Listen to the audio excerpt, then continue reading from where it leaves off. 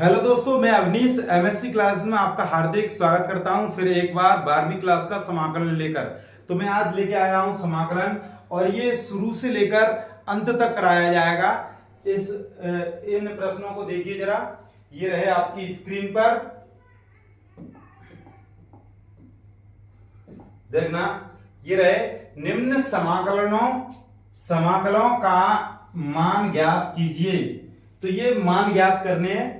तो ये पहला प्रश्न है, ये हमारा पहले का ये पहला प्रश्न है। तो ये है बाई डी वाई। जैसा कि हमने आपको बताया था, सूत्र की जो वीडियो है वो आप देख लेंगे। तो हमने ये बताया था, जैसे कभी भी x पे घात n और dx हो, तो ये हमारा समाकलन का साइन है। और ये x पे घात n और ये dx, ये x है और यहां पर भी dx, अर्थात ये इसके सापेक्ष जो है समाकलन होने जा रहा है। तो देखना, जब भी ये राशि समान होगी तभी हम समाकलन का सूत्र लगाएंगे, अर्थात उसका समाकलन करेंगे। तो x पे घात n है, जब भी इसका समाकलन करते हैं तो x पे घात n plus 1 upon n plus 1, और ये समाकलन खत्म हो जाता है। उसके बाद c लगाते हैं। तो यही सूत्र इसमें प्रयोग होगा इन सूत्रों में, इन प्रश्नों में। देखना जरा, यहाँ पे बाई पे घात एक है, मतलब यदि घात को नहीं लगाएंगे फिर भी वो है।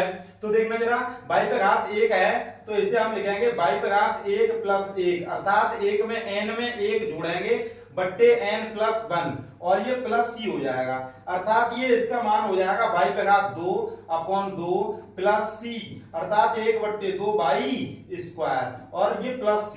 ये हमारा आंसर हो गया। ये बिल्कुल सरल प्रश्न जो है, हम बिल्कुल आसानी से, जो बच्चा बिल्कुल समाकलन से डरता है वो भी आज समाकलन सीख जाएगा। तो देखना इसी प्रकार से हम इस प्रश्न को हल करेंगे।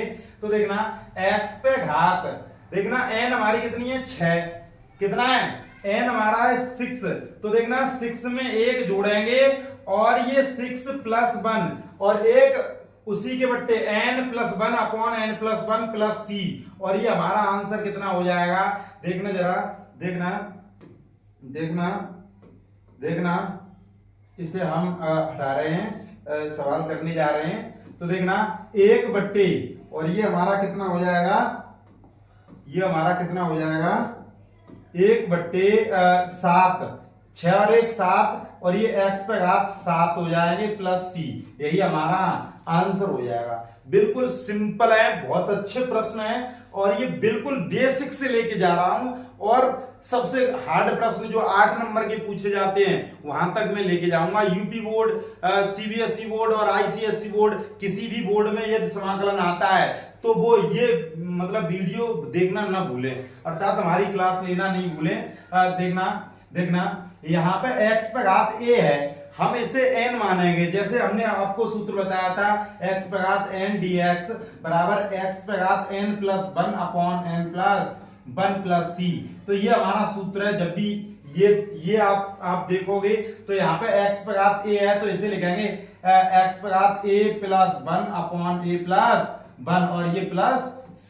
तो हम इसे लिख सकते हैं 1/a प्लस 1, ये हम अलग लिख लेंगे इसे, और इसे लिखेंगे x पे घात a प्लस 1, और ये प्लस c, यही हमारा आंसर हो गया। देखना जरा, अब इसी क्रम में देखना इसे, तो t पे घात 4 प्लस 1 बट्टे 4 प्लस 1, और ये प्लस c, और देखना जरा इसे हम लिख सकते हैं, इसको क्या लिख सकते हैं 1/5, और t पे घात 5, और ये प्लस c, यही हमारा आंसर हो गया। देखना जरा, और भी बेहतरीन प्रश्न है, आप देखते रहिए। बिल्कुल सिंपल प्रश्न, बहुत अच्छे से कराएंगे हम। देखना, निम्न समाकलों का मान ज्ञात करो। हम बिल्कुल सिंपल प्रश्न से कठिन की ओर चलेंगे। देखना x पे घात कितने n, अर्थात हम इसे n बताएंगे, समाकलन x पे घात n, और ये dx। जैसा कि हमने जो सूत्र लिखाए हैं वो सूत्र की वीडियो हमने पहले डाल रखी है, वो एक बार जरूर देखें। तो ये हो जाएगा हमारा n, x पर n plus 1 upon n plus 1 plus c। तो इसी क्रम से हम इसे देखेंगे, x पे घात है ये कुछ, तो इसे हम n मानेंगे, तो इसे लिखेंगे x पे घात n plus 1 upon n plus 1 plus c. और देखना जरा, इसे हम जब भी हल करेंगे तो माइनस के 5 और प्लस का 1, तो ये कितना हो जाएगा, ये हो जाएगा माइनस का 4। तो ये माइनस ऊपर कर दिए हमने और ये यहाँ पे बचेगा माइनस का 4 प्लस सी। और इसे हम लिख सकते हैं माइनस का 1/4 और x पे घात 4 और ये प्लस सी। ये हमारा कैसे आ गया, ये हम नीचे ले जाएंगे तो ये प्लस का हो जाएगा। और इसी प्रकार से हम सवालों को हल करेंगे। देखना जरा इसे कैसे हल करेंगे, यही वाला हम सूत्र पुनः प्रयोग करेंगे। x पे घात n, अर्थात हम x पे घात n plus 1 upon n plus 1 plus c. तो देखना जरा इसे हम कैसे हल करेंगे, 4 एकम 4 और ये धन का 4 और ये ऋण के 3 है, तो ये 1/4 बचेगा बट्टे ये, इसको भी जब हल करेंगे तो 1/4 बचेगा प्लस सी। और ये 4 हमारे अंश में चले जाएंगे, अर्थात 4x पे घात 1/4 प्लस सी। यही हमारा आंसर हो जाएगा, यही हमारा आंसर हो जाएगा। तो देखना जरा इसी प्रकार से हम ये तीसरा प्रश्न इसका पहले का दूसरे का हल करेंगे। तो ये रहा हमारा z पे घात ऋण के 1/4। तो हम इसे n मानेंगे, इसे हम सूत्र के पर्पस से देखेंगे तो इसे हम n मानेंगे। तो इसे हम लिखेंगे z पे घात माइनस के 1/4 प्लस 1 अपॉन ऋण के 1/4 प्लस 1 और ये प्लस c, ये हो जाएगा। तो देखना जरा इसे हल करेंगे, 4 एकम 4 और ऋण का 1 है तो 3 बचेंगे धन के। तो z पे घात 3/4 बट्टे यहां पर भी कितना बचेगा, 3/4, क्योंकि यही हल करना है हमें, ये वाला 4 एकम 4 धन के 4 और ऋण का 1, तो ये धन के 3 बचेंगे, 3/4 प्लस सी। तो इसे हम लिख सकते हैं ये अंश में जाएगा तो 4/3 और z पे घात 3/4। और कोई भी बच्चा ये नहीं जानता तो देखना जरा इसे हम लिखेंगे, इसे लिखेंगे z पे घात 3/4 बट्टे 1 और बट्टे 3/4, अर्थात इसके हमने 1 बट्टे कर लिया। तो जब भी हम लिखेंगे z पे घात 3/4 बट्टे 1 गुणा, और ये नीचे वाला पद होता है वो ऊपर जाएगा बट्टे 3, तो ये हो जाएगा हमारा 4/3 z पे घात 3/4। तो इस प्रकार से हम हल करते हैं, आपको ये आना चाहिए। ये पिछली जो क्लासों में आप पढ़े होंगे तो ये बीजगणित आपको आना चाहिए। तो देखना इसी प्रकार का प्रश्न आपकी स्क्रीन पर देखना, ये रहा। इसे इन प्रश्नों को हल करने के लिए हम क्या करेंगे, सबसे पहले देखना जरा, देखना इन प्रश्नों को हल करने के लिए ये सूत्र हमको याद होने चाहिए, a दी पावर x और dx। जैसा कि हमने पिछली वीडियो में आपको बता चुके हैं, a the power x upon log e पे a और ये प्लस c। ये सूत्र सबसे ज्यादा ये प्रयोग में आता है ये अभी प्रश्नों में। देखना जरा, ये रहा इस प्रकार से 3 पे घात x और ये dx। इसे हम कैसे हल करेंगे, ये 3 पे घात x अपॉन log e पे घात a और ये प्लस c हो जाएगा। देखना इसी प्रकार से हम इसे हल करेंगे, देखना इसे हल करेंगे तो ये हो जाएगा हमारा, क्या हो जाएगा, b पे घात x और ये dx। और इस प्रकार से हम ये वाला सूत्र प्रयोग में लाएंगे तो b पे घात x अपॉन log b पे e दी पावर b और ये प्लस c, यही हमारा आंसर हो गया। तो इसी प्रकार से ये देख लेंगे, ये वाला जो सवाल है इसे हम कैसे हल करेंगे, इसे हम 2 प्रकार से हल करेंगे। देखना जरा, इसे हम देखना दे जरा, इसकी हम हड्डियां ऐसे तोड़ेंगे। देखना जरा, देखना ये x प्लस a जो है इसे हम t मानेंगे, x प्लस a बराबर t, और इसका हम अवकलन करेंगे। अब आप ये बोल रहे होंगे ये अवकलन कहां से आ गया, तो इस अवकलन ये आगे के प्रश्न हम ऐसे ही हल करेंगे और ये सरल से हम कठिन की ओर लेके जा रहे हैं, आपको सरल से कठिन की ओर लेके जा रहे हैं। तो देखना इसे हम कैसे हल करेंगे, ये x के सापेक्ष, इसे हम t के सापेक्ष अवकलन करने पर, तो देखना dx बट्टे dt, t के सापेक्ष करेंगे तो ये हो जाएगा 0, इसका मान 1 हो जाएगा। तो dx बराबर इसका गुणा इसमें हो जाएगा dt, तो क्या हो जाएगा dt। तो इसे हम लिखेंगे b पे घात t, और देखना dx के स्थान पर हम क्या लेके जाएंगे dt। तो ये हमारा हो जाएगा b पे घात t अपॉन ये सूत्र लग जाएगा log e पे b प्लस c, और ये हम t के स्थान पर क्या लिख देंगे, t के स्थान पर हम पुनः क्या लिख देंगे x प्लस a। तो b पे घात x plus a upon log e पे b और ये प्लस सी, यही हमारा आंसर हो जाएगा। देखना यही हमारा आंसर हो जाएगा। इसे हम दूसरी विधि से हम कैसे हल करेंगे देखना जरा, बिल्कुल प्रश्न सरल हो जाएगा। समाकलन b पे घात x प्लस ए और ये हमारा dx। कभी भी हमने आपको ये पढ़ाया था लघुगणक, यदि हम आपको बताएंगे अगली वीडियो बना देंगे।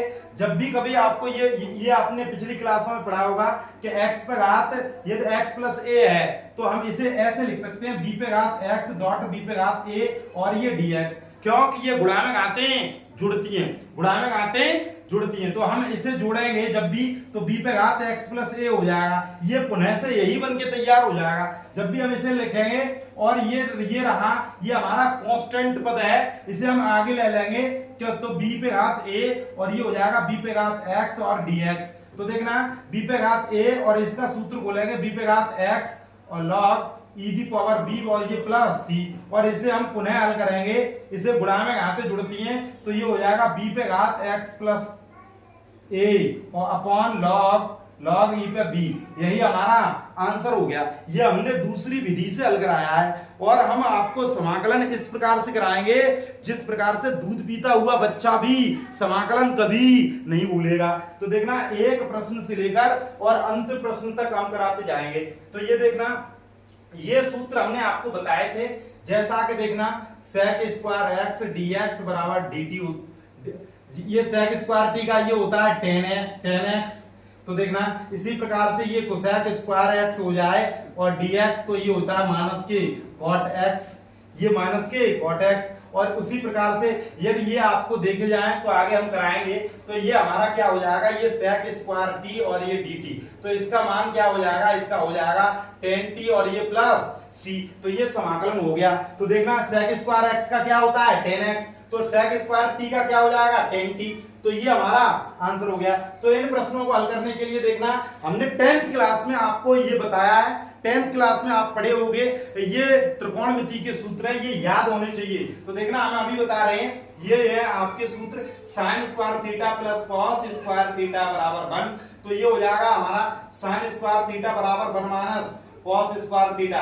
ये आप देखना, ये इस वाले प्रश्न में ये दिया है, इसके स्थान पर हम ये रख सकते हैं, ये हम रख सकते हैं। तो उसी प्रकार से देखना यदि हम cos को इस तरफ रहने दें तो cos स्क्वायर थीटा और एक इस तरफ लेके आए तो ये हमारा sin स्क्वायर थीटा हो जाएगा। तो यदि हम sin को इस तरफ रखने दें, cos को उस तरफ लेके आएंगे तो माइनस का हो जाएगा। यदि हम cos को उस तरफ ले जाएं, देखना जरा ये क्या हो जाएगा, यदि हम cos को इस तरफ रहने दें और यदि हम sin को उस तरफ ले जाएं तो 1 माइनस sin स्क्वायर थीटा हो जाएगा। तो ये भी हमारा एक सूत्र है, ये भी सूत्र है और ये भी सूत्र है। कभी भी जरूरत पड़ेगी तो एक के स्थान पर हम ये सभी लिख सकते हैं। तो और भी देखना sec स्क्वायर थीटा बराबर 1 प्लस tan स्क्वायर थीटा। तो देखना जरा ये tan स्क्वायर थीटा है और जब भी एक इस तरफ आएगा तो sec स्क्वायर थीटा माइनस 1 बराबर ये हो जाएगा हमारा tan स्क्वायर थीटा। जब भी हमें जरूरत पड़ेगी तो sec स्क्वायर थीटा और ये हो जाएगा माइनस के tan स्क्वायर थीटा और ये उस तरफ 1। तो ये भी हमारे 3 सूत्र बनके तैयार हो गए। तो उसी प्रकार से देखना ये हो जाएगा हमारा कोसेक स्क्वायर थीटा बराबर 1 प्लस cot स्क्वायर थीटा। तो इसी प्रकार से देखना कोसेक स्क्वायर थीटा और ये हमारा ये एक इस तरफ आएगा तो माइनस का 1 और ये हो जाएगा cot स्क्वायर थीटा। तो इसी प्रकार से देखना कोसेक स्क्वायर थीटा माइनस के cot स्क्वायर थीटा बराबर ये उस तरफ क्या रह जाएगा 1। तो ये भी हमारे 3 सूत्र हैं। अर्थात यहाँ पर देखना जरा 1 plus cot square theta, 1 plus cot square theta के स्थान पर हम क्या लिख सकते हैं कोसेक स्क्वायर थीटा, और ये कोसेक स्क्वायर थीटा के स्थान पर हम समाकलन जब हल करेंगे तो माइनस के cot x। तो ये हो जाएगा हमारा, हम अभी स्किप कर रहे हैं, ये हम काटने जा रहे हैं। देखना